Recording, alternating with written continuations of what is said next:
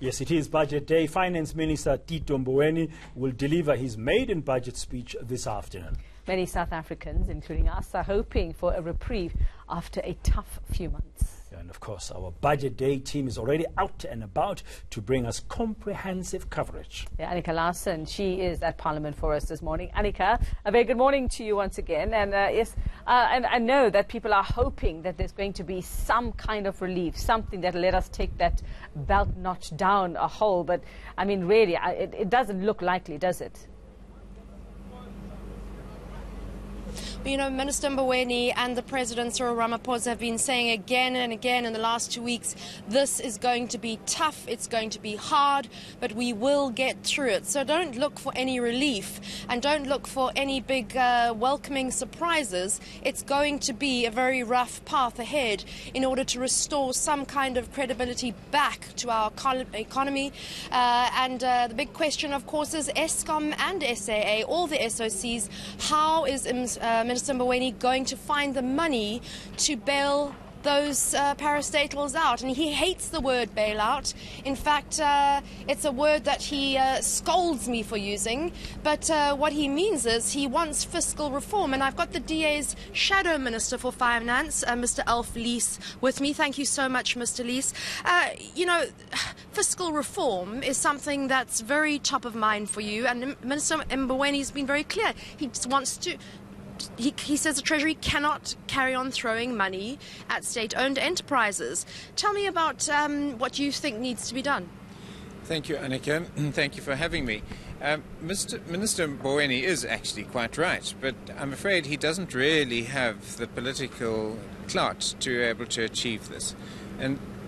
But he also has to face, and the ANC have to face, that there is no money left in the barrel. So it's going to be quite a tough thing, and they're going to be forced to do partly what Minister Mboweni would like to do and what we would like to do.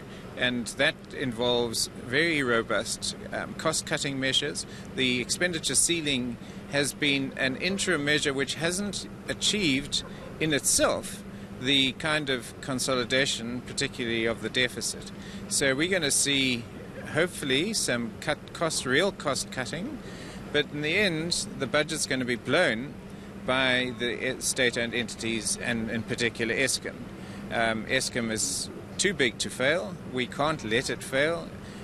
We've got to get to a position in the medium and long term where Eskom can't hold us to ransom like this ever again. But right now, we've got to find a way of bailing them out. That is the real word, bailing them out. And how that is going to be done is critical.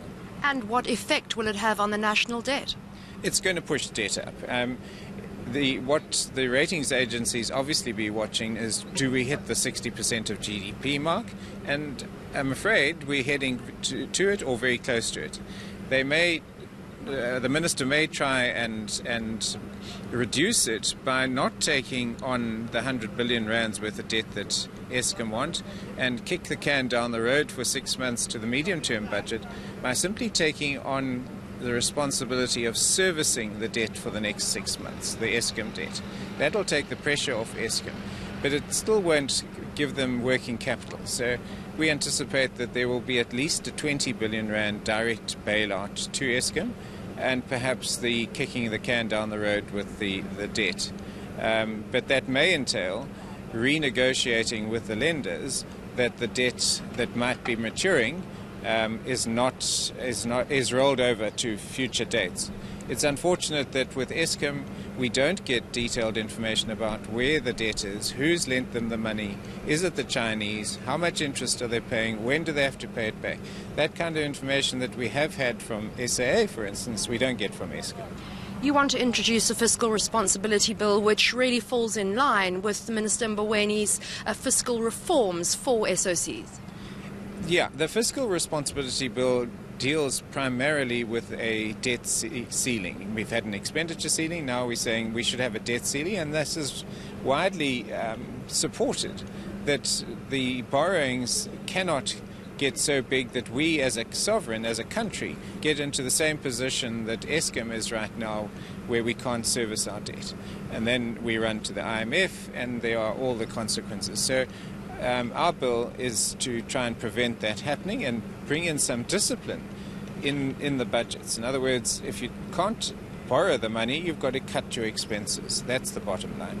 Thank you so much, Mr. Alf Lees, who is the Shadow Minister of Finance for the Democratic Alliance, the official opposition here in Parliament. And I think we also have to think about not just Eskom and SAA and other suffering parastatals or SOEs. We also have to think about eliminating pit latrine toilets in schools across the country, higher education bills with promises made to funding. Where is that money going to come from? As the ANC's Yunus Karim said, it's going to be a precarious balancing act. A precarious balancing act indeed, Annika. We saw Kosatu in the streets last week saying, Mr. Mboweni, we look forward to a budget that will help us create jobs.